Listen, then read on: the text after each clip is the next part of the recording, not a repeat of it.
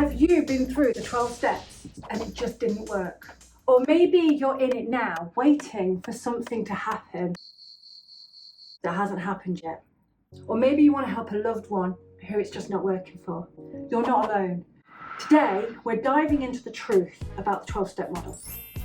Is there anything wrong with it? What's wrong with it? Is it outdated? Why does that matter? And what actually leads to real freedom from addiction?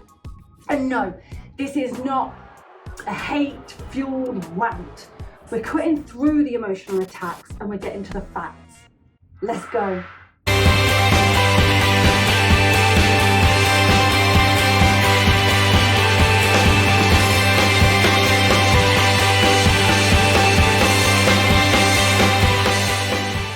12-step program has die-hard followers who swear by it, and others who I think even actually resent it. Some call it a cult, some believe it's a scam, and some just think it's old school nonsense. While others say they couldn't live without it. But here's the real kicker. Scientific studies show that its success rates are shockingly low. They're hard to measure because of the nature of it, but as far as it can be measured, they're really low. And yet, it's the go-to method for addiction recovery. Why? Because society has been led to believe it's the only way. But is it? Spoiler alert! No, it's not. Let's give credit where it's due. When Bill Wilson and Robert Smith created the 12 steps nearly a century ago, it was a huge improvement on how addiction was viewed back then. Back then, addicts were seen as morally corrupt, weak-willed failures. Bill and Bob helped to shift that thinking, introducing the idea that addiction wasn't just about conscious moral choice or lack of willpower. They recognised that there was a battle going on in addiction, that people were fighting something, that something besides conscious choice was at work. And then they filled in the blanks with the limited knowledge and observations that they had at that time. And it made sense at the time. But here's the problem. That was 100 years ago. Anything done by humans is incomplete and really ought to be improved upon at some point. Only God and the Bible are complete and timeless. And even our human interpretation of the Bible is incomplete and needs constant reflection. The Bible itself says that we all see with blurry vision. People sort of say things like, don't reinvent the wheel, but today's common wheel is super far advanced from the original. So, if a human thought it, revealed it, did it, said it, made it, invented it, it's incomplete and flawed and waiting to be improved upon. Step 1. Admit you are powerless over your addiction. Sounds reasonable at first, right? But let's unpack this. If you tell someone they are powerless over something, how does that affect them? It crushes motivation, diminishes a sense of responsibility, it quashes any lasting, meaningful inspiration, and it removes agency, like that necessary healthy sense of control. It breeds helplessness and it reinforces a victim mentality. It tells people that the best they can hope for, in this case, is managing their addiction, rather than actually breaking free from it. Imagine telling someone with a temper problem that they are powerless over their temper and their mental state and their reactions. Would that help? No. So why do we do it with addiction?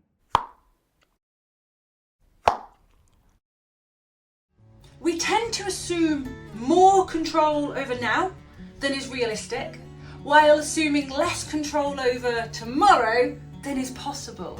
We can't change our current instincts overnight. But what we can start to do is make choices today that shift who will be tomorrow.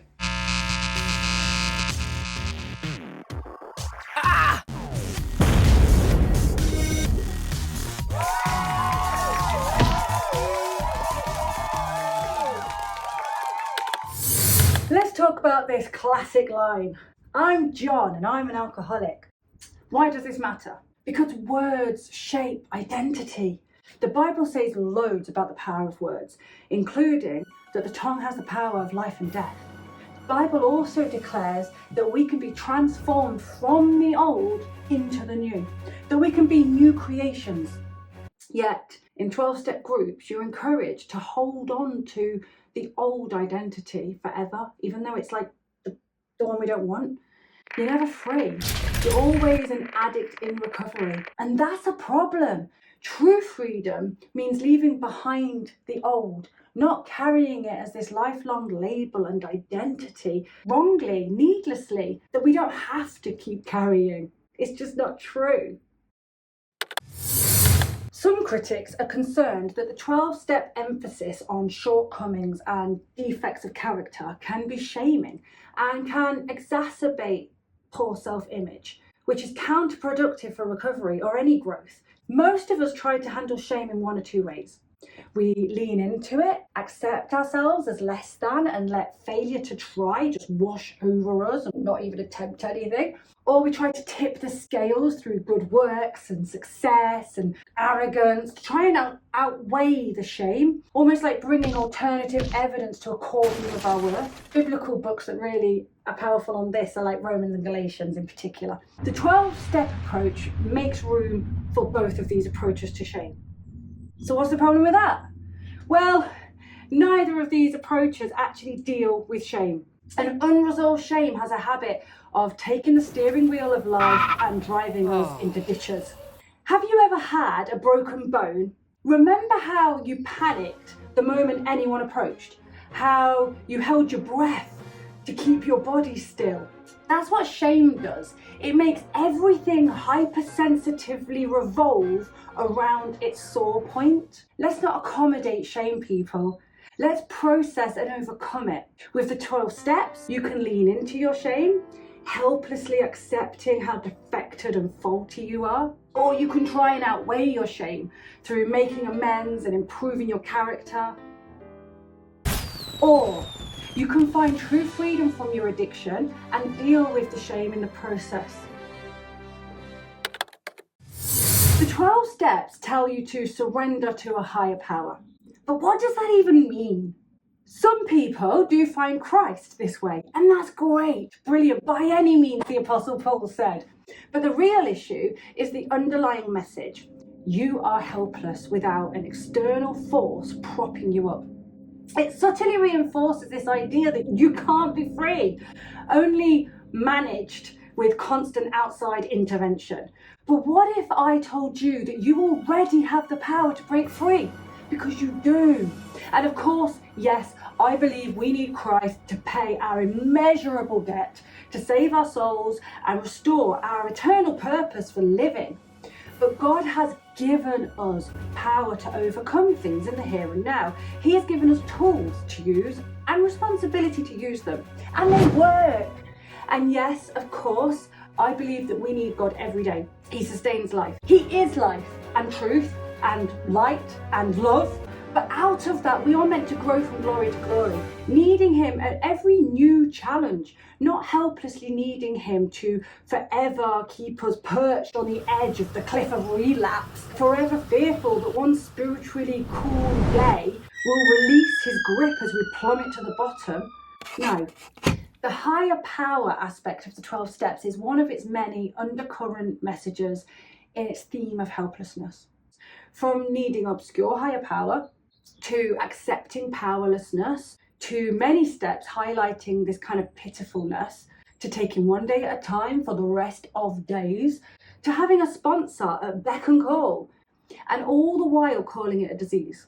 Instead, in truth, our higher power, Christ Jesus, empowers us to overcome.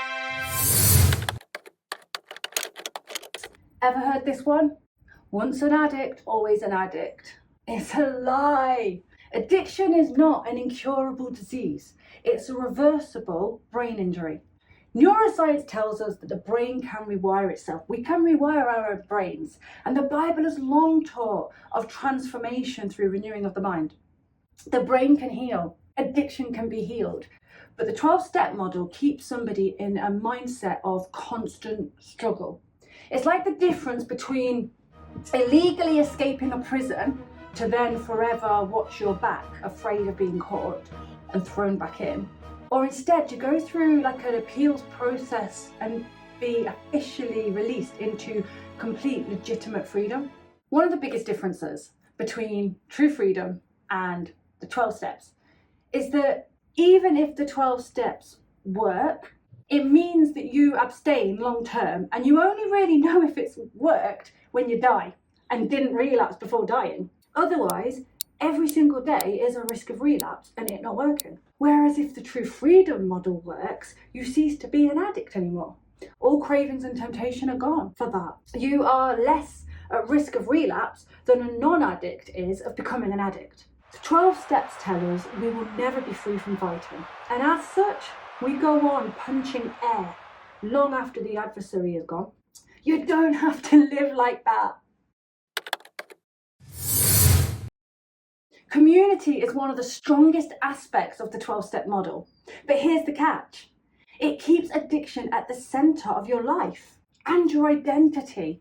Week after week, you meet to talk about the very thing you're trying to get away from. Studies even show that bereavement groups prolong grief, hinder healing, and stunt the grieving process if they are attended for too long. You see, it's great to meet people with the same struggle during that initial overwhelming stage, but after that, it becomes counterproductive. Some critics feel that the 12-step program encourages long-term dependency on meetings and on the group, rather than fostering independence, or for Christians, rather than a healthy dependence on Christ, coupled with a healthy personal responsibility. Moreover, a 12-step fellowship is connected by one common interest. So by remaining in it, a person is choosing to remain interested in addiction, that one interest, and sobriety as a topic and as an identity. And that one solitary common interest is the very thing we're wanting to leave behind. It's like simultaneously dating something you're divorcing. Countless studies are proving in astounding ways what the Bible has always taught. We become like the company we keep. We actually stay as people within the brackets of whatever bracket the people we are around are in, whether that's educationally, financially, etc. So if you want to be a musician, hang out with musicians. If you want to grow mature, get around the most mature people you can find. If you want to be an addict, keep spending time indefinitely with addicts. Now, we all need community, but the right kind. A community based on your future and not your past.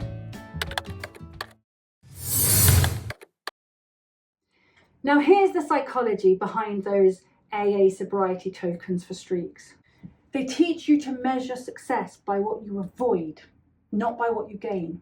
It encourages day counting, and intentionally or not, it's fear-based motivation. And then what happens when you slip up? Boom, shame, self-hate, back to square one. Real freedom doesn't come from counting days, it comes from transformation. Imagine if we did this with other things in our lives. Hi, I'm Harrison, and it's been 300 days since I last didn't believe in Jesus as my saviour. Sounds a bit crazy, right? So why do we do it with addiction? Sobriety counting is part of the relapse prevention approach to addiction recovery. Framing recovery in fear and avoidance and helplessness, rather than in victory and freedom and power. It is proven that we are far more inclined to succeed when we are pursuing something positive and rewarding than when we are avoiding something negative and painful. Those of us in true freedom had it before, and now we live in the after. We had it before when we were tricked and bound in addiction, then a time when we started to learn the truth, then a period of time processing and applying that truth, and the truth becoming our reality, and then we have the now, the new, the after, the free. If we care to, we can count back from the last day that we engaged in an addictive substance or activity. But why would we do that? That's not when we became free, unless there was a supernatural miracle, which does happen. But otherwise, that's not when we got free. That was just the start of our freedom process. And then one day we realised, I'm truly free. And as I said to you earlier, with the 12 steps, you only know it's worked when all those days have gone. So otherwise, you're just looking ahead at forever.